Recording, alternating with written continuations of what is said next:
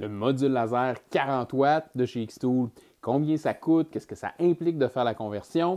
Qu'est-ce que ça nous permet de faire de plus? C'est toutes sortes de petits détails qu'on va regarder ensemble pour vous permettre de savoir si ce module de 40 watts-là est fait pour vous. Aujourd'hui, à la bisounerie! Les choses ont bougé pas mal depuis le temps où je gravais avec un laser Banggood de 3 watts. Si tu m'avais demandé, là, sans prévenir, j'aurais dit que ça fait au moins 5 ou 6 ans de ça. Mais je suis retourné par curiosité dans les archives de la chaîne, puis la première vidéo de gravure laser de l'histoire de la bisounerie date d'il y a à peine 3 ans, presque jour pour jour. C'est fou tout le chemin que cette technologie-là a parcouru en quelques années à peine. Aujourd'hui, les graveurs de 10 ou 20 watts sont monnaie courante, et voilà que Xtool nous arrive avec un module de 40 watts. 40 watts! 8 diodes qui travaillent ensemble. Par contre, cette conversion-là n'est pas nécessairement aussi simple qu'on pourrait le penser, puis elle ne va pas convenir à tout le monde. C'est pour ça que je voulais qu'on ait une bonne discussion aujourd'hui pour nous permettre de mettre le plus de choses possibles au clair puis d'avoir l'heure juste sur cette belle bête-là. Et la première grande vérité à mettre sur la table, ben, c'est le prix.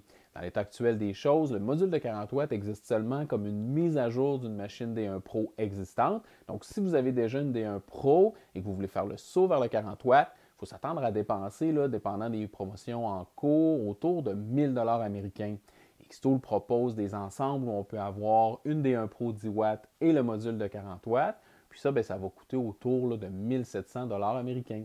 C'est un investissement assez sérieux, vous me direz, mais on n'est pas encore tout à fait dans le territoire des lasers CO2, puis on a entre les mains une machine là, capable de faire un sacré bout de chemin. Je dirais même qu'on a 2 machines entre les mains, mais ça, je vais vous garder ça pour plus tard dans la vidéo.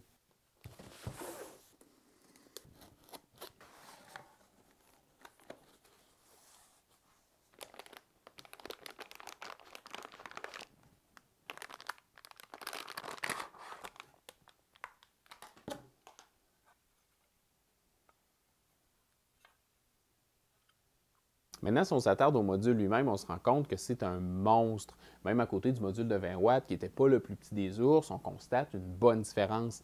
Et parlant de différence, il y a quelques petites choses à noter. D'abord, l'assistance d'air qui auparavant se trouvait là, vissée sur le côté du cône avec un tuyau d'air qui montait le long du module, a été remplacée par une intégration de l'assistance d'air à l'intérieur du module. On a seulement un branchement à faire sur le dessus ici. Autre chose, le déflecteur de sécurité est maintenant fixé par des aimants au lieu d'être vissé. Ça va nous simplifier la vie. Autre truc à noter, derrière près des connexions, on a maintenant une barre pivotante qui permet de fixer bien en place les connexions, mais qui peut aussi s'enlever du chemin quand c'est le moment de brancher ou de débrancher la diode. Un point bonus.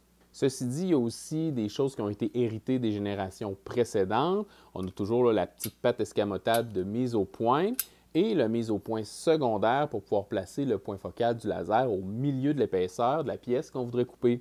À ma connaissance, là, on trouve ça seulement chez Xtool. Laissez-moi savoir en commentaire si vous avez vu ça ailleurs. Et pour ce qui est d'installer la chose, maintenant, c'est ici que ça se corse un brin. Parce que c'est pas là, seulement une question de substituer un module pour un autre, comme on le ferait si on passait de 10 à 20 watts, par exemple. Oh non! Ici, il faut installer un nouveau pont de l'axe X plus rigide, remplacer le filage et même remplacer la carte mère de la machine. Ça peut faire peur un peu, là, mais j'entends dire que les instructions sont super claires. Alors, on va découvrir ensemble l'ampleur de l'opération. C'est parti!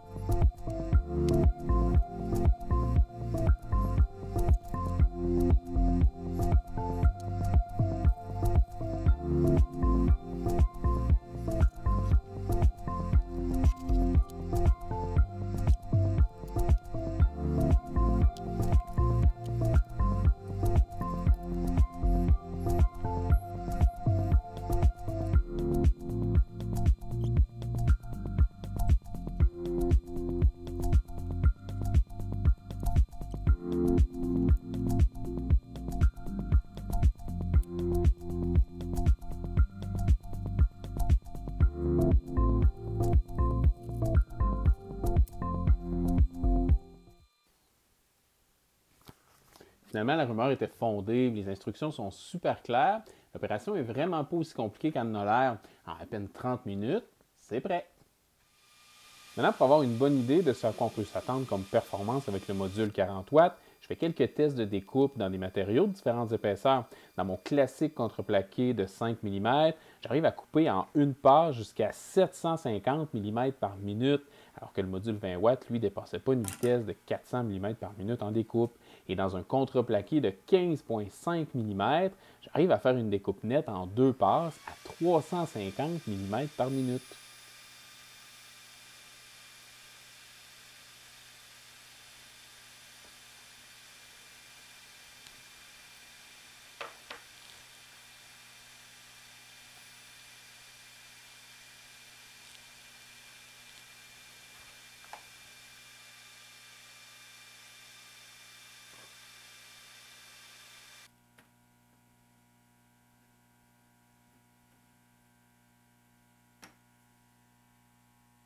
Ouais, ben c'est pas de la rigolade. Puis avec autant de puissance, je pense que c'est mieux d'y aller avec deux passes plus rapides plutôt qu'une passe plus lente. À 40 watts de puissance, une passe trop lente, c'est une invitation à mettre le feu. D'ailleurs, j'en profite pour mettre l'accent sur la sécurité. Si vous n'avez pas de caisson fermé, mais même si vous en avez un, avec cette machine-là, c'est plus important que jamais de toujours s'assurer de porter nos lunettes de sécurité puis de s'assurer que personne entre dans la pièce.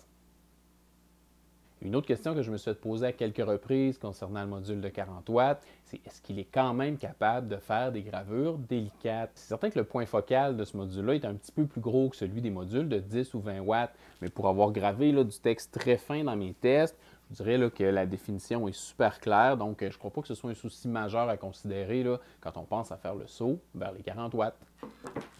C'est vraiment fou tout ce qu'on peut faire avec le module de 40 watts. Là où il offre le plus de valeur, selon moi personnellement, c'est quand il permet d'augmenter passablement la vitesse de nos opérations pour obtenir nos produits en beaucoup moins de temps. Dans un contexte de production, je pense que c'est quelque chose qui compte encore plus que le fait de savoir qu'on peut couper des planches très épaisses. Et puis un autre point important à garder en tête, c'est que si on se trouve devant une tâche ultra délicate pour laquelle on sent que le surplus de muscle du module de 40 watts pourrait nous nuire, c'est toujours possible de glisser le module de 10 ou 20 watts à sa place, le temps de faire le travail.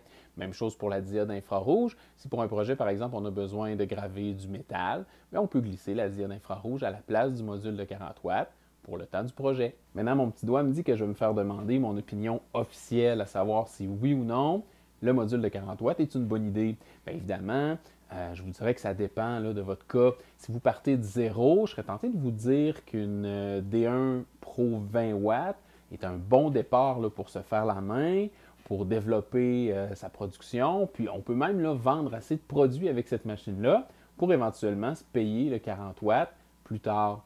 Si on a déjà une D1 Pro, je pense que ça peut être une très bonne solution si on veut accélérer notre production, augmenter notre volume de production ou encore ouvrir quelques horizons pour des découpes un petit peu plus costaudes.